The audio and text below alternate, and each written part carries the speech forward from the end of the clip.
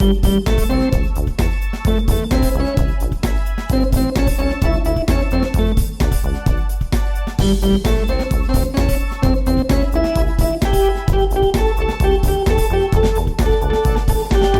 would seem as though. Hi. Hi. I forgot what we were doing for a second. We're doing a podcast. Yeah. We do one every week. Yeah. How about that? Mm-hmm. Welcome back to another week of It Would Seem As Though, the podcast where we talk about anything, everything, and nothing. Mostly nothing. Yeah, this week we're going to talk about something. I mean, we always talk about something. Yeah, but sometimes it's not an important something. Something, but is it something? I know. Well, it's also nothing? often we will pick a topic, we'll do some research, we'll put some notes to the side, and then sometimes never look at them. Sometimes we get caught up in conversations that take us to places that maybe we're not expecting to go. Yeah. You know, and that's what I like about it. Same. It's like we just start talking, and then... Never shut up. Yeah, and never shut up. But that's life. Yeah, that's life. Exactly. Yeah. I'm Vesta. Oh, segue. I'm Annika. Yes, you I'm are. Beat Annika. Yes, you are. You Yes, are I Annika. am. I know. And I'm glad you're Annika. Oh, thank you. Me too. Yeah, because every family should have at least one. Oh. But I'm lucky that I have the only one. I know. So, I mean, good luck. so there. The world would be a different place if every family had an Annika. I think different is a good way to put that. Yeah. Because Yeah. if there was a lot of you... Yeah. What a dream. It would... Because it would all be DTM. It's doing too much. Yeah, the one person in the world who wouldn't annoy me. No, I'm just kidding. You'd probably annoy yourself. Honestly, I'd be all, bitch, shut up. God, why are you so outspoken? I see that you're doing stuff, which makes me feel like I need to do stuff, so stop doing stuff, Right. you know? Can we put a little kibosh on the doing stuff? Yeah, sick and tired of it. And so, right before we turned on the record button, Turned her on, yep. we were talking about idyllic... Well, actually, we were talking about sitcoms. Yes. And how, when I was a kid... Wow. That's sitcoms, where it started, right? It did start with sitcoms. When I was a kid, yeah. sitcoms had... Each episode was its own storyline. Yeah. And the only overarching story was, like, who the people were. But not, like... What they did. What was happening, like, Yeah. on the Brady Bunch. There wasn't, like, Mike's having trouble at work and this stretches on for 4 episodes. Yeah. It's always solved within the episode. Yeah. Whereas a lot of TV now, this problem is being, talked about all through. Yeah. There's a storyline that goes all through, and then little funny things or different things on each episode. Yeah. And I think about, like, Schitt's Creek. Yeah. Because Schitt's Creek, we're dealing the entire series with them having all of their things seized from the IRS, Yeah. and having no money, Yeah. and having to go live in Schitt's Creek. Schitt's Creek. Because they, as a joke, bought this LOL. town. Yeah. And it's this teeny little town where everybody knows everybody. Yeah. And that's kind of where we got from there to Annika saying that she watched all of The Andy Griffith Show. Show. And Mayberry. Or, what's the other one? Mayberry RFD? Yeah, I watched all of it. Okay. Yeah, And how that seemed like the idyllic little place to live, except... Yeah, because I lived in LA when I watched it. It's when Netflix first went to streaming, and they had, like, a selection, but it wasn't a massive selection, right? And Andy Griffith, every season was on there, so I watched it. And it is wholesome, and it is sweet, and you're like, oh, what a great little town. But then you get to the point where you see no other person of color, no person None. of color, full stop. You don't see any diversity, queerness, anything. And it's, it's all apple pies, and everyone knows each other, and everyone takes care of each other. And we were just talking about how that kind of town has never really existed. And I think for white people, yes, because there are places that are all white. That Oh, absolutely. where again, like I said, like their biggest issue is like that their daughter is, knocked up by the neighbor's kid or whatever it is. It's not like full blown. It's if no black people are there, you know what I mean. Like Right, your biggest not concern, the racism. Yeah, it's because there's no one for them to be racist. Exactly. So there's not that overwhelming concern. There's overwhelming concern, sure, that like, oh, the blacks and the liberals are going to come take over. There's that whole ignorant ideology. Right. But if there's no minority or marginalization, then what are your issues? Right. Poverty. Well, Yeah. and so what I was saying, and what we were talking about right before, and I was like, we should just talk about this on the pod. Yeah. Is that in my perfect world, Yeah. A town like Mayberry Yeah. would be lovely if, Yeah. if there were queer folk Yeah. and people of color and people of different religions, people of different backgrounds, Yeah. but who all diversity of were lots of able it. to get along. Oh, 100%. And I think... So no, I'm sorry, but no MAGA folks could be there. No, and I think that it's I know there's always been conflict. I'm not dumb to think that the world isn't fucking filled with it and has been for time immemorial, but there's time, in history, there are times in which many diverse religions, peoples lived amongst each other in relative peace. Like, it's not that it's unheard of, but I think Western culture, and specifically what the United States breeds and how, just what we're encultured into, what we get to believe, about pull yourself up by your bootstraps. It's only about you, the individual, and your direct little family, like your nuclear family. There's no way for it to happen in the United States, a diverse town where everyone's cool and accepted. No, of course not. We would have to buy a plot of land, a huge plot of land, and build houses, and get zoned for certain things. And that's actually a dream. A dream. Of mine. That is a dream of mine to get. Like if I won one of the crazy giant lotteries. Yeah. Where it's like $1 billion, which it just was last week. That's crazy. I don't know if anybody won it. It might still be. But if I won that kind of ridiculous, cuckoo, crazy money, girl, I would find some place where I could buy like thousands of acres. And build houses for all the people who I'd want in my little village. Yeah. But also build other things, like have a little store and a library and a Wouldn't pool and whatever. Have all the things so I didn't have to go anywhere else. Yeah. And so I could be around. And it's like, yes, that is creating a false community and whatever. Who cares? Yeah. I've lived the rest of my life in the real world. Yeah. So I think it'd be nice to only be surrounded by the people I wanted to be surrounded by. Agreed. Also... isn't that just kind of like the suburbs? We just want to create neo-suburbs in a way. Kind of. Yeah. I know, it's so funny because I start thinking, well, how could we really do it? Because, we would, zoning is stupid 9 times out of 10. But also, could we get zoned for a store? We would have to have, a store, but it was a mercantile, right? It would have to be, we bought all the shit and brought it in and then sold it there. You know what I mean? It would have to be... I mean, did you watch Little House on the Prairie at all? I've seen very little of it. Okay. I grew up there. But you remember Olsen's Mercantile. Mm-hmm. So, for those of you who watched, you know that the Olsen family on Little House on the Prairie owned the one and only store in town. Yeah. So they sold everything. They sold food, fabric, farm supplies, different everything. Yeah. So you could go to Olsen's Mercantile and get whatever you wanted. Love that. Especially Attitude. I love that. Right, because Mrs. Olsen was horrible. Let me tell you, if I lived next door, I have no trouble going to work if I work there. I would feel like, this is fine. I can go home when I want. Right. Also, this is our community. It's closed right now because I don't want to be there. You know what I mean? Well, that's one of the things I like when I'm looking at, European communities and stuff.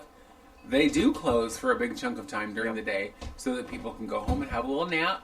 Yeah. And in France... most businesses close for the entire month of August. That's kooky. And it's like, yes, please. Yeah, I would take the month of August off. I'll take that. And that doesn't go against their vacation time. No, that's kooky. And they get a shit ton more vacation than we would ever get. Did you mention Spain already? Where they have siestas and they go to bed at 9 o'clock and or at midnight they eat dinner at 9 o'clock. Everyone shuts down for nap time. Yeah. But bitch, what? Love that. That's good. Girl, you don't... Little cat, don't drink my coffee. Sorry, she's thirsty. Can you just go lay on the couch? Go! Whoa! Okay. It would be ideal to live in a place like that, but there's a part of it, I remember, because I grew up in a small town, right? So watching Mayberry, I was like, yeah, the fuck right, LOL, but no one lives like this. No. Of course not. So that's why that was such a popular thing, because that was, I think, everyone's kind of, I would love this life. I would love this life where I knew everybody and everybody was kind. Well, and here's the thing, though. It's the people want that life, but people aren't willing to be kind. You know what I mean? Right. So it's weird. It's interesting, really, that people are willing to just hold on to their grudges and their biases and their discriminations over just having what Mayberry could be. Do you know what I mean? Absolutely. Well, and I think that we're in the same boat because we would want that little town if it was the way we wanted it. Mm-hmm. You know, so I get that, but I would want diversity and inclusion. Yeah, if Carlton was, you know what I mean, was what we wanted it to be, without any place, but you know what I mean, if it was just diverse. Yeah. And people... Well, because when I lived there, the population was 1,200. Okay. And it still hasn't increased a lot. No. I'm going to look it up. But when I was a kid, and I know I've talked about this before, there was one black family. Okay. And I want to say there was one Mexican family. Okay. One. Yeah. And so instead of being any kind of perceived by the white folks as any kind of a threat, it was like, well, they're a novelty. Yeah. Here's this cute little family, and they're the only ones, so we're not worried about it. Yep. And it's like, but you get 10 families, and all of a sudden it's like, uh-oh, taking over the world. I know, too many. So... yeah. I want you to know the current population of Carlton, Oregon is 2,200. Wow. So it's grown by 1,000 since I lived there. But I lived there. Yeah. When I left there when I was 19. Okay. And I'm about to turn 317. So a long time ago. A long time ago. Yeah. I was told the other day that when I was in school, it was the early 1900s. Yeah. Wait, no. What year did you live in Carlton? I left in 1981. Okay, so in the 80s, the overall population, general average population was 1,300. Okay. And then in the 90s, which is when I lived there, it dropped. Oh, it dropped? Yeah, so people were moving out. People were like, this place is a shithole. Yeah. Get me out. And then in 2000, I would have lived there, was 1,500. Yeah. Crazy. So now, with all of the... wine countries. All of the building, all of the... Well, because it says, what is Carlton, Oregon known for? Welcome to Carlton, Oregon's wine country capital. That is so gross. Because I say the same thing you do about it being... People are like, oh, wine country. But when we were kids, it was just the country. Just the country. There were wineries there, but there weren't tasting rooms and shit in Carlton. When I lived there weren't. No so wineries. When I moved away from there weren't. And so there was really nothing. Yeah. There were some things that made it a very unique kind of place. Like what? Well, like, there, and I'm, obviously no one else is going to know what this is, but Annika will know because she lived there. Right there on the corner, as you first the corner into town. On that corner, yeah. There was... Train depot? No, other end. Okay. Other end where there's the gas station. Yeah. And by other end, I mean 2 blocks away. Girl. The other end of downtown is 2 blocks. It's 2 blocks. There's a light at both ends, and both of them are flashing. Yes, ma'am. So the flashing one at the other end, that building there, which is now a winery, was the Portland Glove Factory. Yeah. I knew that. And so the only... That's where your parents met. Yes. Or your birth parents. Yeah. Gross. So, gross. What was interesting to me about that is when weather was nice, their doors would be open. Yeah. So they'd get some, circulation in there, I imagine. Because I imagine being in a tannery, it was very warm. Gross. But when you'd walk by, it smelled like a brand new leather coat. Oh. So you'd walk by and be like, ooh, leather, that's nice. Yeah. But it's one of those smells that if you're there too long, it becomes kind of intoxicating and not in a pleasant way. Okay. It's like, okay, too much. Because then you're like in a room full of 1,000 leather coats, and it's like, I gotta go now. Yeah. Because it becomes just too much. But there was just some little things like that. Yeah. That made it unique and different. Agreed. But all of that, because there was the teeny little diner, and there was just little things that all went away. Well, when I was a kid, the diner wasn't there, and then they brought it back when I was, high schoolish. So there was, the checkerboard floor. You could go and get your malt or whatever. Yeah. I don't know. Yeah, because you could sit up at the bar. Yeah. Or you could sit in one of the, 4 booths. It's super cute, but I was also like, this seems traumatizing. How many pictures have we seen of, black students sitting at a bar and white students, pouring shit on their head or whatever? Exactly. So I see it and I'm like, I'm triggered, I can't go there. But there were things about Carlton, and I thought that was just a normal place. It was cute. There were 2, grocery stores, right? The train depot that I mentioned when I was a kid was a little... knick-knack store. It was a Christmas store. Right, and I went and bought, behind the counter, they had a wall of all these cubbies that were filled with different Beanie Babies. So that's where I'd go buy my Beanie Babies. All right. And they were $5.50 each. And I mean, because I remember that, oh my god, if that's not that much money I can find that money, whatever. But yeah, there are things about Carlton, I was shocked as an adult the first time I saw Carlton meatpacking. in Portland. Oh, yeah. Like, delivery trucks. Because that was not even a mile from where I grew up. I don't remember if I ever told you that. I'm sure I did. This is so not the topic. But when I was working at the salon before where I am now, at my own, I was at Gary Lucky. Mm-hmm. And one of the clients, I was talking to her, and she asked me where I was from. And I told her, and she goes, "Oh, I know Carlton." Gross. That's where the pork factory is. Excuse me. The pork factory? You mean where you build the pigs? Where all the children are born. Where you put the little piggy on a conveyor belt, and here legs, you put on his ears. Legs, yeah. It's like the pork factory. Yeah. Not exactly. See, and I went right to the pork factory. You know what I mean? Oh, so you went to a whole different place. Yeah, girl. Yeah. But yeah, it would be cool if we could have smaller towns that were actually, I don't know, filled with what America looked like, opposed to white people, thinking they're the best in white people town while they eat their spoonfuls of mayo or Ritz crackers or something. You know what I mean? Well, they sit in front of their TV and watch Nickelodeon. How about that for a segue? Ooh, segue-ica. Yes, girl. So one of the things we did want to talk about is actually on our list. So Annika and I both, this last week, watched the documentary Quiet on the Set, which is the story behind the really awful things that happened at Nickelodeon. Well, all of it was very, very hush-hush. Oh, yeah, Until more recently. Yeah. But it was years of abuse and different things that happened. So Nickelodeon, for the two of you who might not know, is a children's network, and by children's it's like up to teens. Yeah. Because all of their programming is meant for young people. Who doesn't know Nickelodeon at this point? Somebody who lives in the 80s. Yeah. Crazy. Yeah. And there were shows, there was All That, I think was their first big show. Yeah, the first, and it was wrong word, sketch comedy. Sketch comedy. And it was like the first kids sketch comedy show. Yeah. So there was that. There was Amanda Bynes had her own TV show because she kind of grew up on Nickelodeon. Keenan and Kel, right? Good Burger. Welcome to Good different Burger. things like that. Well, so this documentary, which you can see on Max, and I'm sure it's elsewhere too, but HBO Max, right? It's just Max. Now it's super cool. It's just Max. I still just call it HBO. Goes into the abuse that these children faced, and one of the things that was shocking to me is one of the moms who's in the documentary was like, "Yeah, I was there every day watching this stuff and having my little eagle eye on. That's not okay." And she made some noise. When she thought things were not right for her son, and they ended up barring her from the set.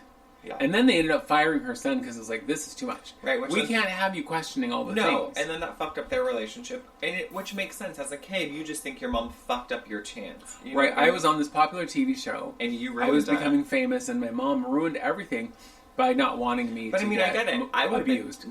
Sure. It would have taken me to adulthood to understand, probably, or later teens. But there's I would have been livid. Well, as he was not one of the children who was a victim of specifically sexual harassment or sexual crimes and stuff. Yeah. He was like, "What the hell? Why am I being fired from the show just because my mom's a big mouth?" Yeah. Because I am 100% that mom. I would be like, I'm not moving, I'm not leaving, my child will always be in my line of sight. I don't care. I will sit over here quietly. Yeah. But if I see some fucked up shit, I'm not going to be quiet. In fact, I'll just take my child out of here. I want people to not think that every set is like that, because I've been on set before. Not because I was important, but when I lived with RJ Mitty, his younger sister, when I met him, was 5 or 6.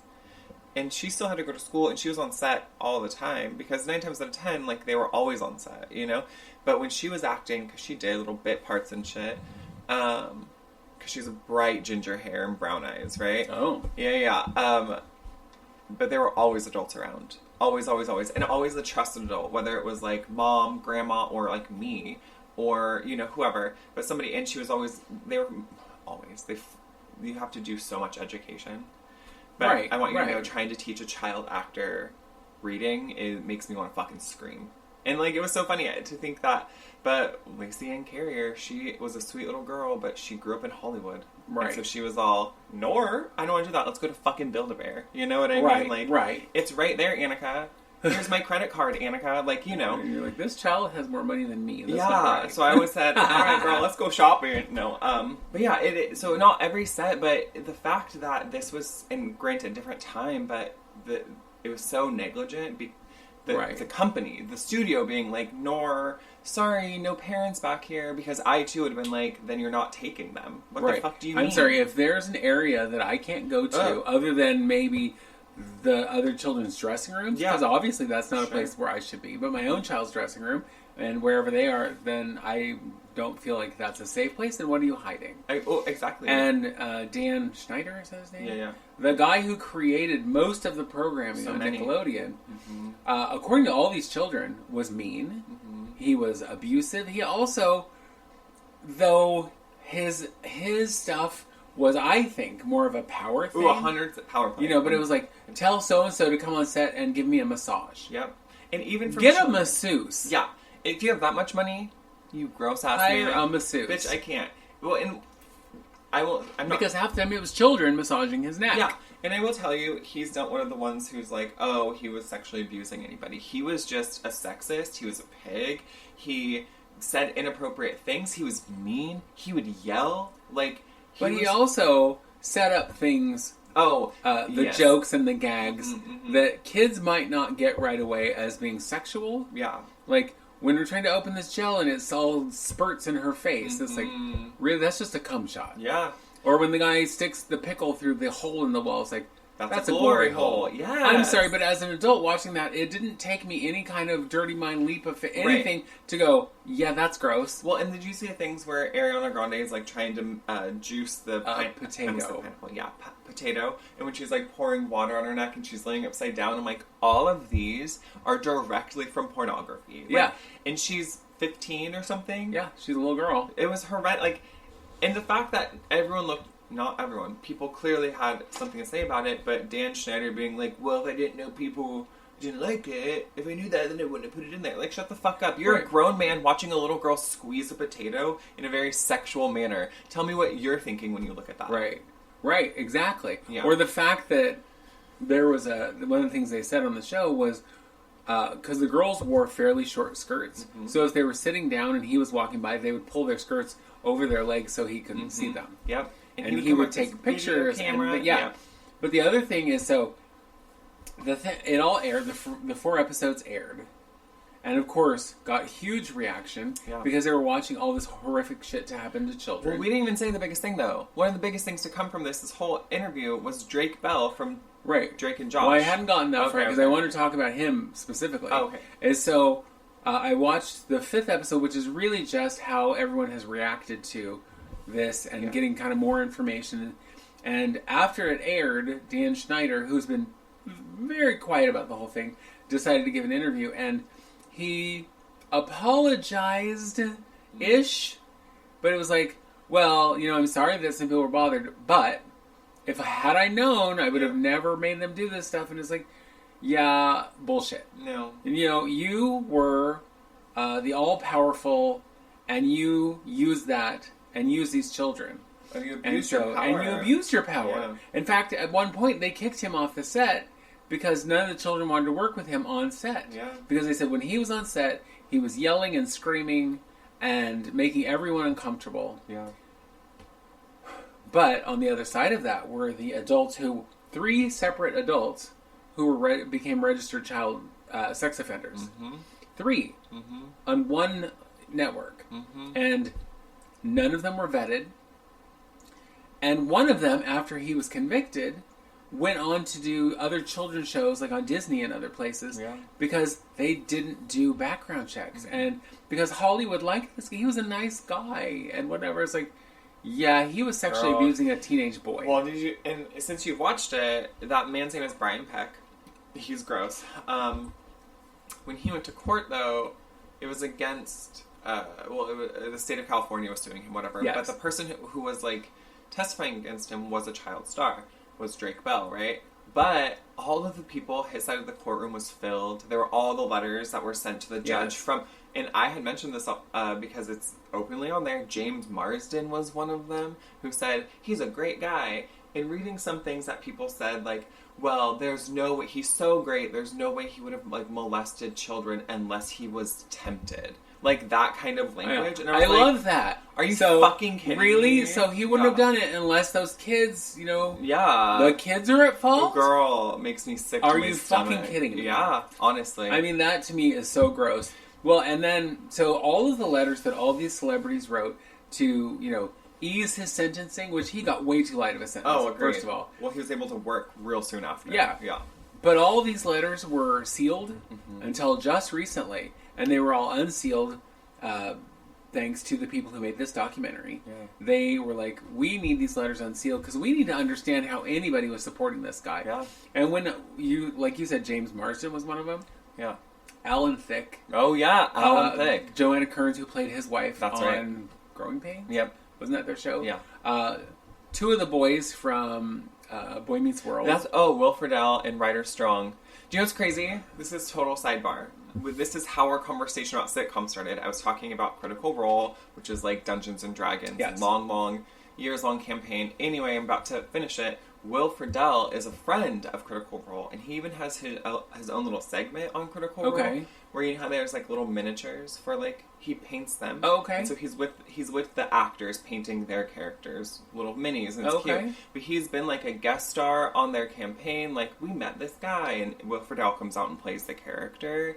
So when I read that, I was like, what the fuck? Like, well, and now as an adult, he just recently, I guess he also has a podcast where he was on someone else's. Yeah. And he said that he was so very sorry about his role in that. He was so wrong. He was completely misunderstood the situation or, misinterpreted the situation, whatever. Totally. But he was wrong. And he said when he was sitting in that, because he was in the court, he said when he was sitting there and as things were coming out, he was like, oh my God, I'm on the wrong side. Right? But it's like, it's too late. You already wrote the letter and you're sitting on the bad guy's side. Yeah. And, saying, you're just mean. This guy's fine. He's good. And there's a husband-wife producers. They both worked in, I don't know who they were, but they wrote letters and also came out recently and said, we are so sorry. And I'm like, you literally already did it. And it's bypass, girl. Like, the fact that you didn't do your due diligence and wait and learn more or whatever, and you just decided to write a letter based on what you know of him, that's not how you should do shit, girl. No. Well, and now, all these years later, because that was in the early 2000s, yes? Yeah. Because it was 20 years ago, I guess. So, now, after it's been a big old bright spotlight has been shined on your bullshit and your bad behavior, now you're going to apologize. Yeah. Because you had 20 years, and by the way, no one has ever reached out to Drake Bell to say I'm sorry. Oh my God. No one. Because he said not one single person from Nickelodeon ever reached out to him to say I'm sorry. That's so sad to me. And he's like, and not one person who wrote those letters, none of those people, he's like, yeah, some of them are now making public apologies, but not one of them has reached out to him. Yeah. And it's like, he was the one affected. I know. And the other guy, and I'm terrible with names, the first guy who was convicted, so the first guy who was convicted as a sex offender was only 3 months before Brian Peck. And I don't know the other guy's name either. But he was even more terrifying because he was, said, he wrote all these things down about, he was, in his diary. He said he was a pedophile in his diary. Yeah. And that if he couldn't find somebody soon, he might have to rape a 7-year-old. He's like, I'll do what I have to do. Right? Yeah. Well, I guess if I have to rape one, and then he kept little souvenirs of the girls from the set. Little girls. Yeah. And just disgusting things. He had, some panties, too. Yeah, of little girls. Yeah. And then the third one was sometime shortly thereafter. But it was like 3 people on the same network, and sometime on the same set. Yep. You knew some shit was going on. Girl, for fucking real. Also, so I know we haven't talked about Drake Bell yet, but Drake Bell was the one who was molested. He was abused by Brian Peck for, I don't know, a year, 6 months? What was it? Quite a while. Yeah, more than once. I think it was a year. Yeah, but he's this famous star. He's the breadwinner for his family, but also his dad, who that whole series, I was like, his dad is the real MVP. He's the one who cared.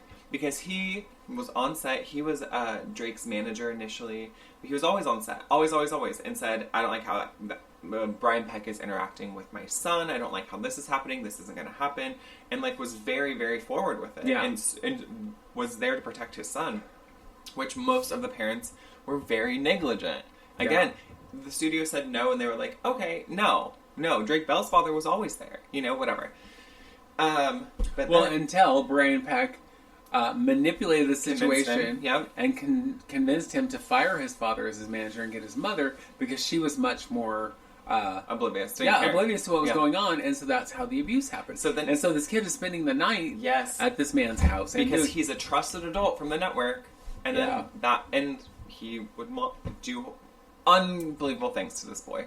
So here's my thing. Yeah. Okay, I'm a parent. Tell me. I have a 13-year-old and a 15-year-old, and if some grown person said, your kids can stay the night at my house, they'd be like, no, the fuck they can't. I mean, unless that grown person is you, because you're their family. But it was like, if they're not staying the night at somebody's house because it's a kid, and by the way, those people the few people I've let my children stay, those people are vetted pretty closely. I have to know all their business. And like, I think about the people who allowed their children to have sleepovers at Michael Jackson's house. Now, I'm not going to say anything about, what he did or didn't do, because that went to the grave with him since nobody ever proved it. He was not, convicted of anything. Yeah. He did settle out of court more than once, so that leads me to believe there was fire where that smoke was. But back to you are dropping your children off at some grown man's house so they can have a sleepover with a grown man.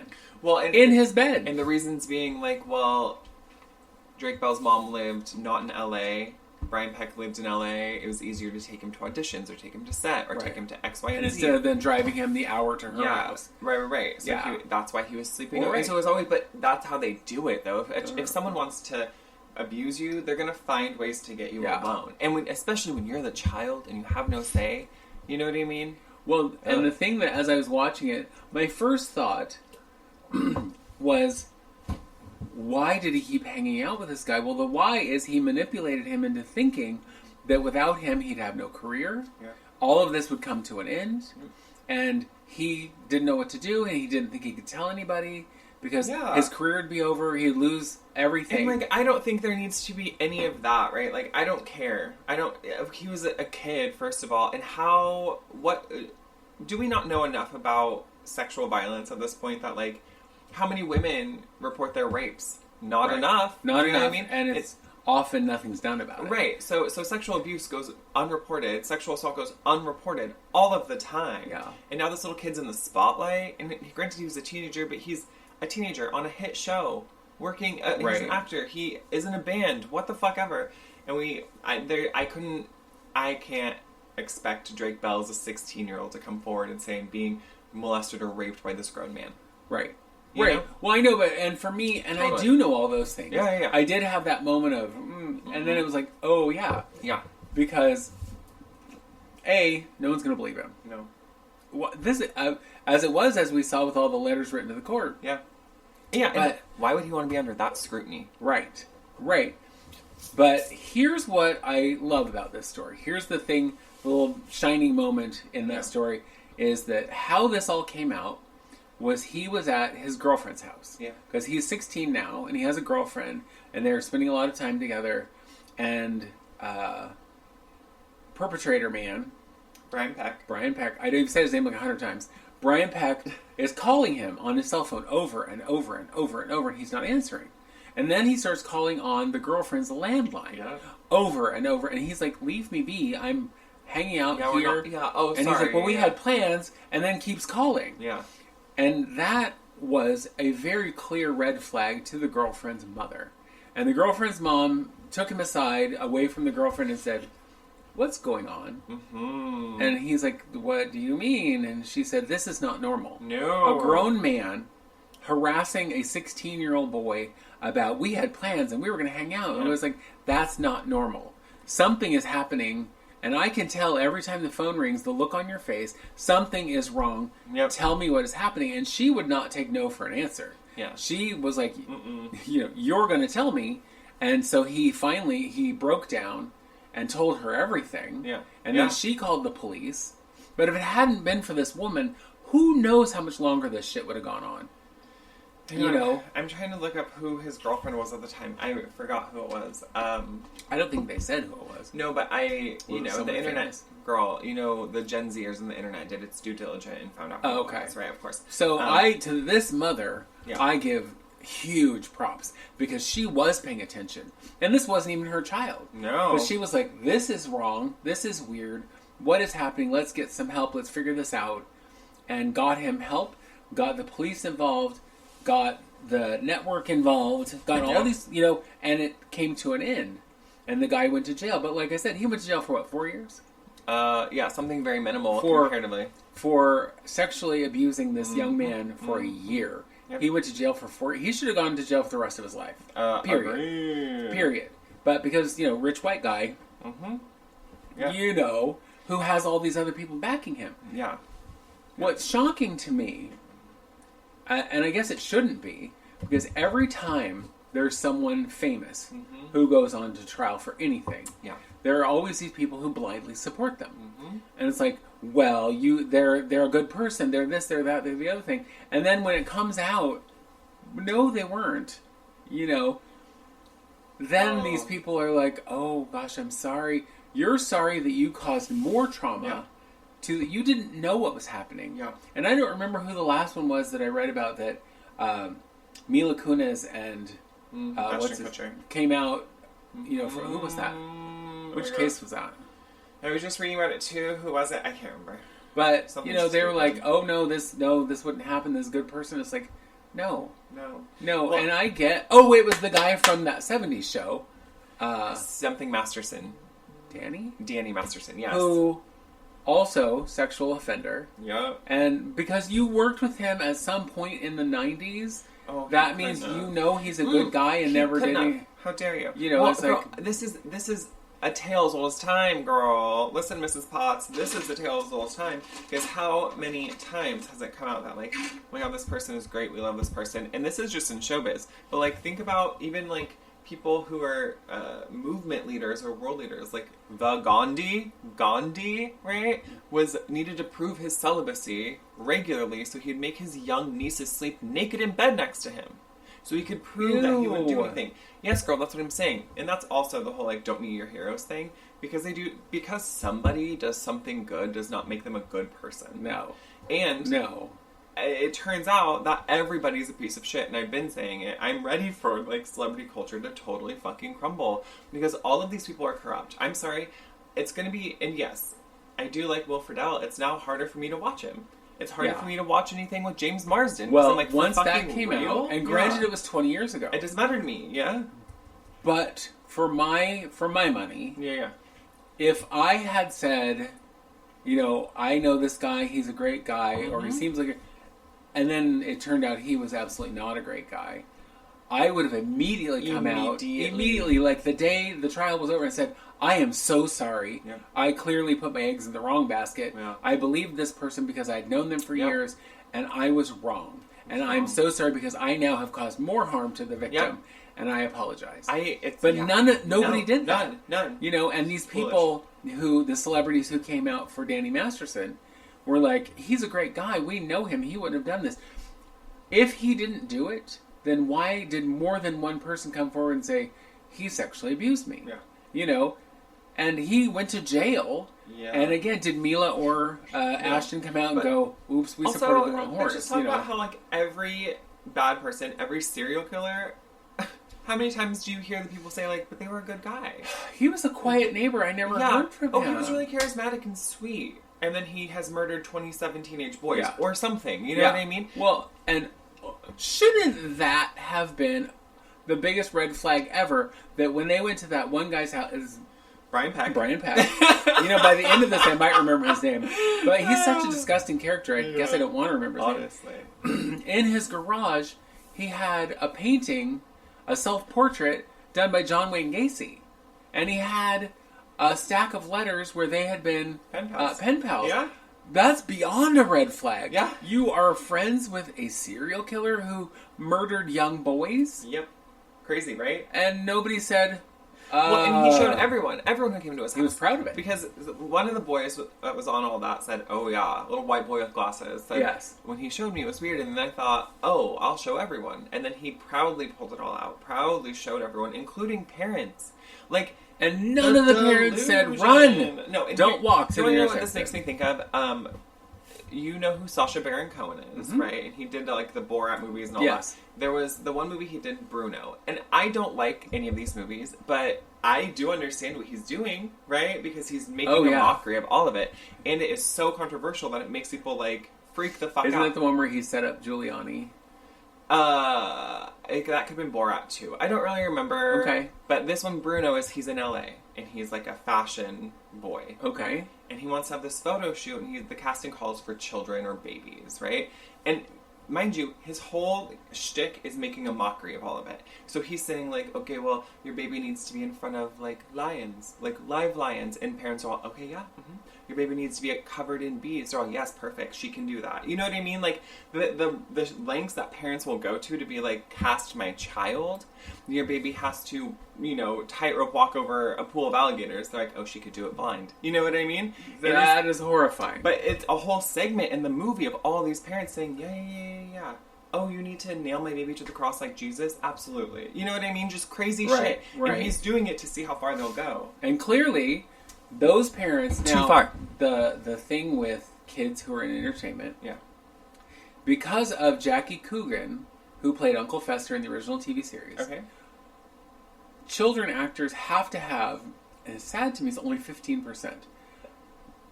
15% of their earnings have to be put away in an account that only they can touch when they're adults. Yeah. Because Jackie Coogan's parents spent his millions of dollars he made as a child star. Okay. And so he sued them, and this put Coogan's Law on the books. Oh, okay.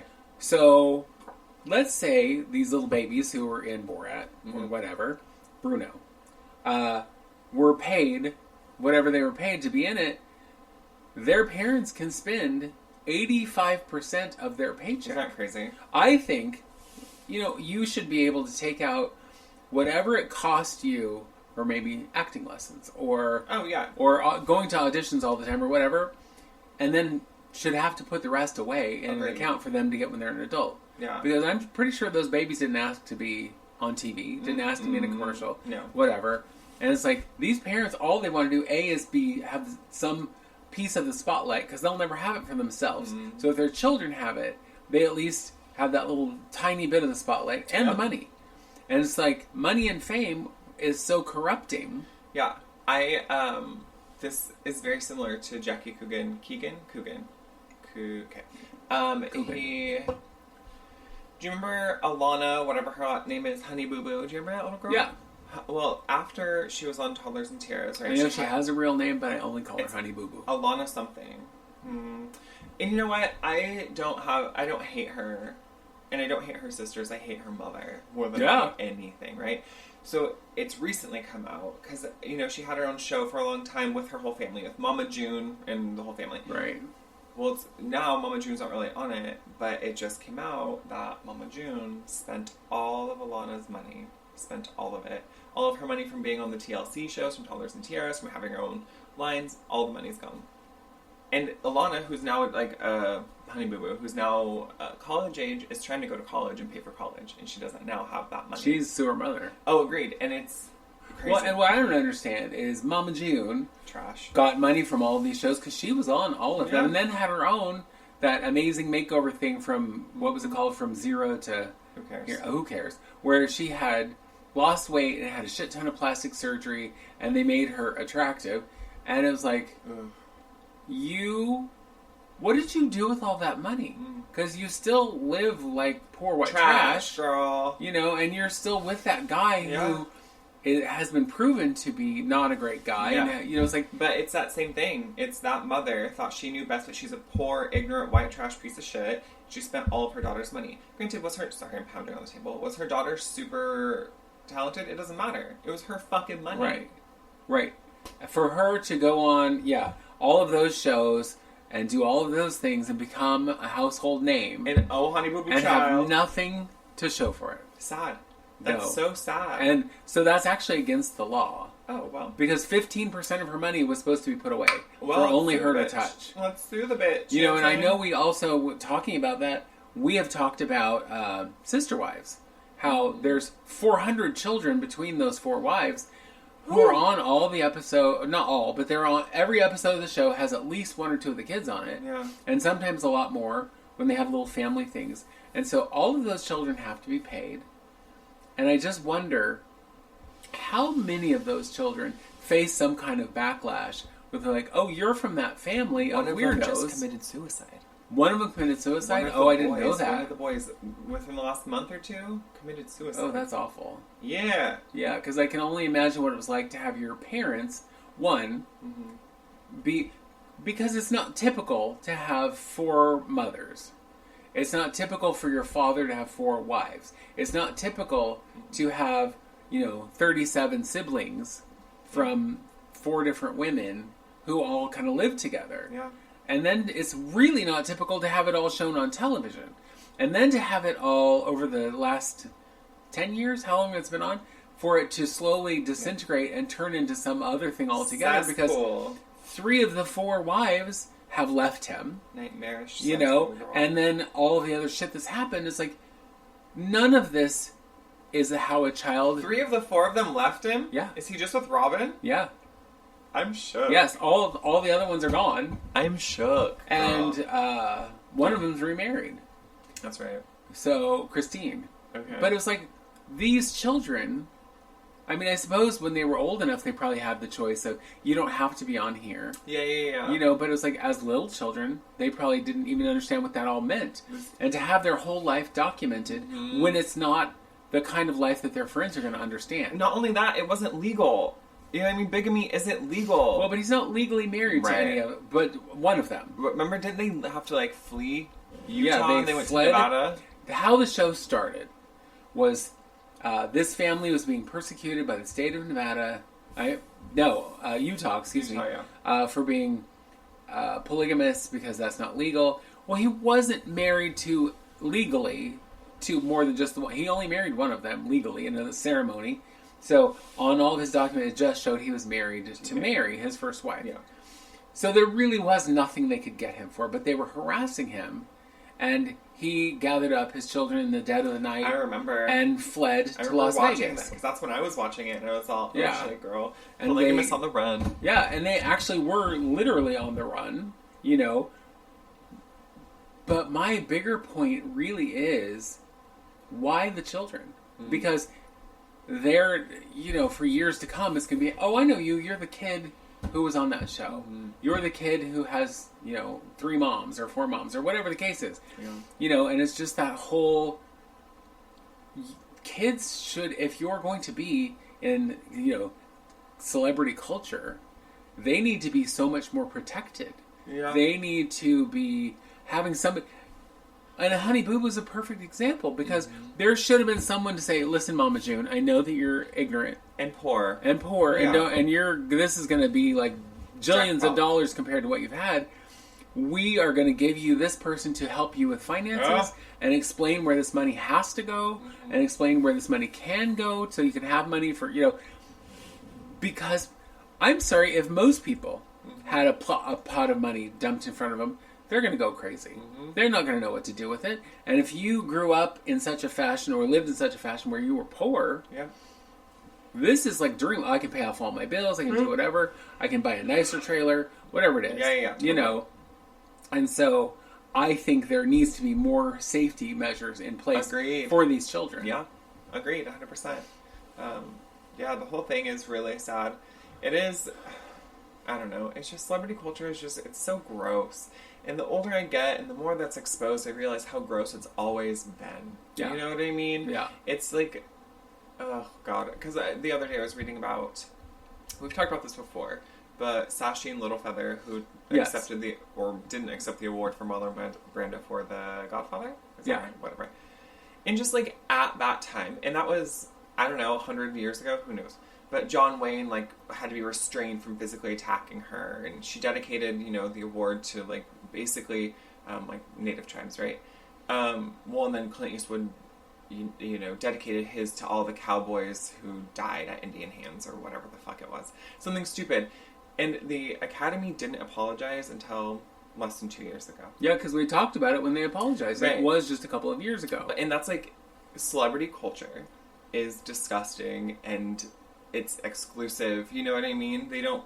And if they're including you, they want applause for including you. Do you know what I mean? Well, and so celebrity culture, when it started, like the movies, so like 100 years ago, literally 100 years ago, when the movies started, it was a big, like, Wild West. Nobody knew anything because it was this new thing where people went out and they started making movies, and some people were getting paid a lot because their monies were making movies, and some people were not getting paid anything. And until the studio system came in, it was really uneven. But then the studio system came in and said, okay, we're going to control everything, including your image. So we just hired this girl named Annika. Well, first of all, we don't like her. We don't like her hair color. That's too bad. And she needs bigger boobs, and she needs to lose 40 pounds. Listen, but that's the kind of shit they did. Yeah. You know, it's like Judy Garland came in there like, well, she's too fat, and she sings too loud, and her this and that, and it's like, why did you hire her? Yeah. You know, all these people, so they control... You're great, except everything about you. Except everything. You're perfect, now change. Yeah. So they not only controlled all of that, but they controlled the media, how the media saw them. Okay. And so, like, Rock Hudson, it was a very open secret that he was gay. Everyone knew he was gay in Hollywood. Okay. But the papers were controlled by the studios, so the studios were like, no, he's married to this nice girl over here. Were they actually married? Yeah. Oh, okay, good. But she was just a beard. Yeah, of course. You know, and she knew she was a beard. Now, she came out later and was like, I had no idea. Yes, you did. Bitch. You were paid by the studio to marry him. I've seen pictures of him with men, I know. Yeah. Everyone knew. But that's how that went. Yeah. Celebrity culture then was very controlled. Yeah. So those celebrities did some pretty messed up shit, and the studios covered it up.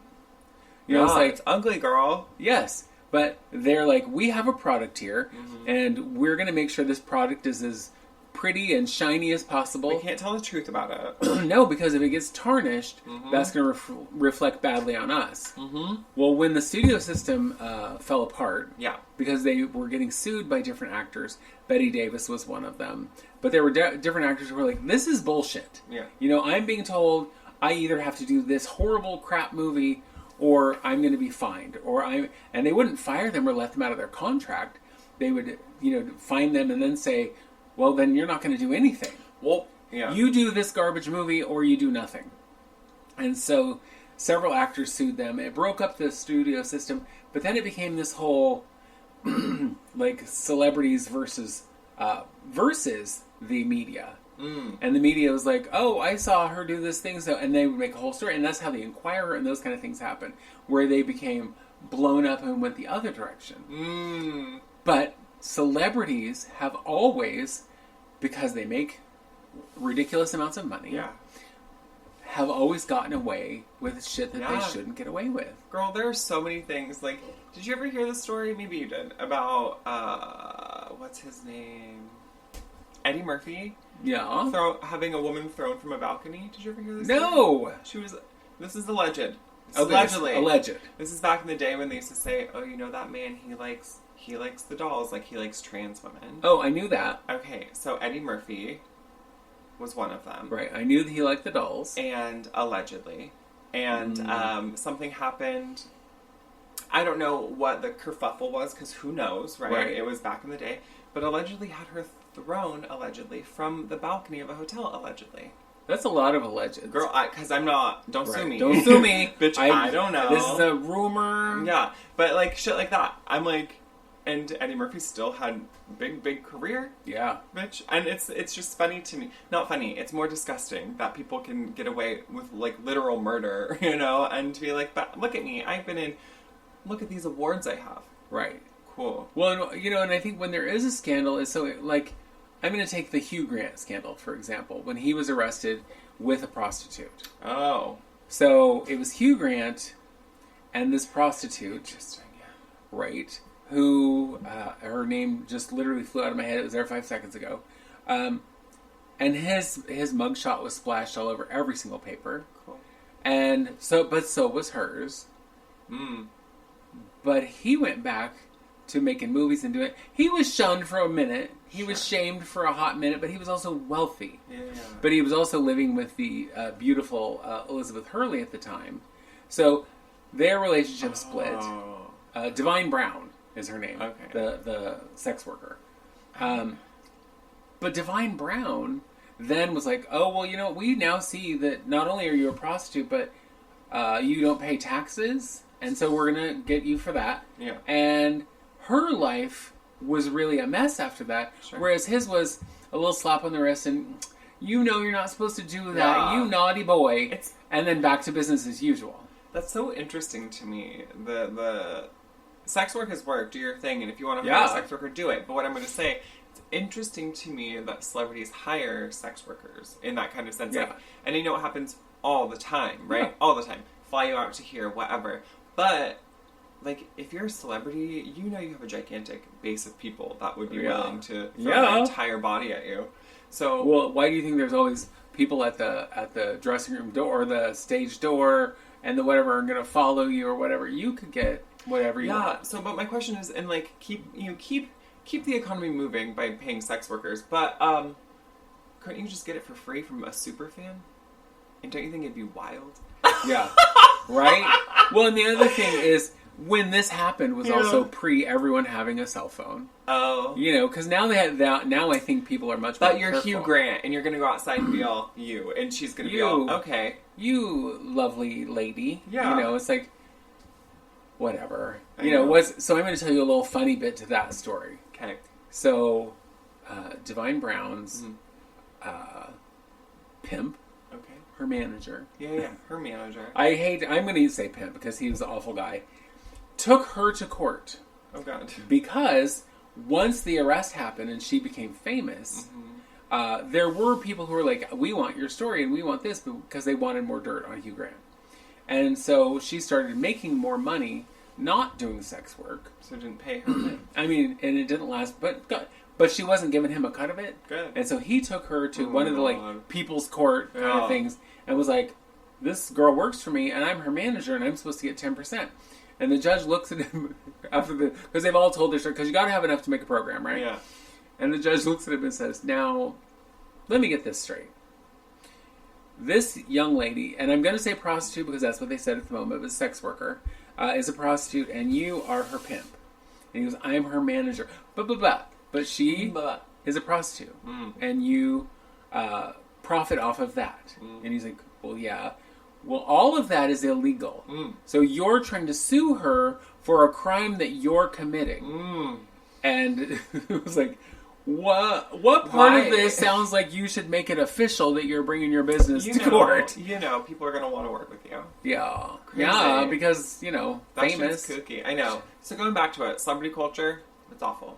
It is awful. And trash, yeah. It is awful. And it's always been awful. Yeah. And it's always... and that's not to say all celebrities are awful. There's a lot of wonderful people out there. Yeah. But the more I hear about people like so-and-so on the set said, you know, nobody could look them directly in the eyes. And that seems to be a popular one amongst really famous people. Which I don't get. I don't get that either because, like, if you're not looking me in the eyes, I think, are you up to something? Yeah, also... when I leave my dressing room, are you going and stealing my shit? Why are you not looking me in the eyes? Girl, for real, and I am not that highfalutin that it would be uncomfortable. Also, if I met a celebrity and I was going to look him in the eye, I'd be all, what are you going to do about it? Oh, yeah, you're going to fire me, but I'm looking you in the eyes, banana. I see your soul hoe or whatever. Right. It is interesting how different celebrities you hear stories from, like the movie sets. When Lady Gaga did A Star Is Born, there was a story, and I actually heard it from Willem Belli, who was in the movie, and said that they were in the dressing room just shooting the shit. All Lady Gaga and all of the people who were in that particular, who were in the movie, but were in the bar because they did a whole segment in a bar, and they're all chit chatting and everybody's kikiing, and one of the girls turns to Lady Gaga and says, "So Stephanie," and the room is like the screech on the record, and she looked at her and said, "My name is Lady Gaga. You may call me Lady Gaga. You know, nobody calls me Stephanie except my family." Yeah. And it's like, But she wasn't like mean, and she didn't say, "You don't talk to me," because she was sitting there kikiing with all the other people. Yeah. And I was listening to Trixie and Katya's podcast the other day, and Trixie was saying how she hates it when she's out in public and someone comes up and government names her, calls her Brian. Yeah. And even out of drag. She's like, you don't know me, and that seems very intimate. Because if you don't know me and you're coming up and going, hey, Brian, it makes it sound like we know each other, and it doesn't. But if you go up and say, I'm Trixie, I'm a fan, or whatever, okay, I know where to put you in the thing. Then it's not like, don't talk to me. But it's like, don't... Boundaries, bitch. But the whole celebrity thing. And you know, for years and years, I watched the Oscars, the Emmys, the Tonys, the Grammys, the whatever, and now... I just mostly can't be bothered. And it really is all of this self-congratulatory, and if I did a great thing and now give me a trophy. And I now see, as an old woman, that how kind of ridiculous that is. Well, they all need... You know, we talk about people who don't need participation trophies. Well, clearly you do. You know what I mean? All these celebrities need it because they did good job. Well, so as soon as we're done here, I'm going to go out and buy a little trophy and give it to you for my favorite co-host. Oh my god, that would be wonderful. Thank you so much. I'm not going to do that for you. No, just know that that's okay. You might have another favorite than me. That's okay. My other favorite co-host. Your other favorite. Yeah, you might have a different co-host that's your favorite. My favorite co-host is my cat. Right. So your favorite co-host is that evil cat who comes up and interrupts our thing every week. You know, it's better than the old lady. Oh. Old lady's opening doors and setting off alarms and jingling keys. But so far not this week. So we've been very lucky about that. And we've also reached the end of our time here. And so I am going to tell you all the things I tell you every week, which is, you know, download a podcasting app, like, share, subscribe, email us at itwouldseemasthought@gmail.com. Do it. And if you have anything that you would like us to talk about, topics, anything else, go ahead and include that and send us a little email. And wherever you are, we look forward to hearing from you. Yeah. And we're so close to being in the Disney of Lands. Oh, can't wait. I know. A month, 4 weeks from today is my birthday. Oh my god. 4 weeks from today we'll be at Universal Studios. Yes, we will. And by the time this comes out, we'll be actually in, you know, it'll be 4 weeks to the day of our first day at Disneyland. Oh my god. So, okay, it's been real. It's been fun, but I gotta go. Bye. You got big plans for you? Yeah, I'm very busy. Okay. Look at me. Well, in that case, bye. It would seem as though...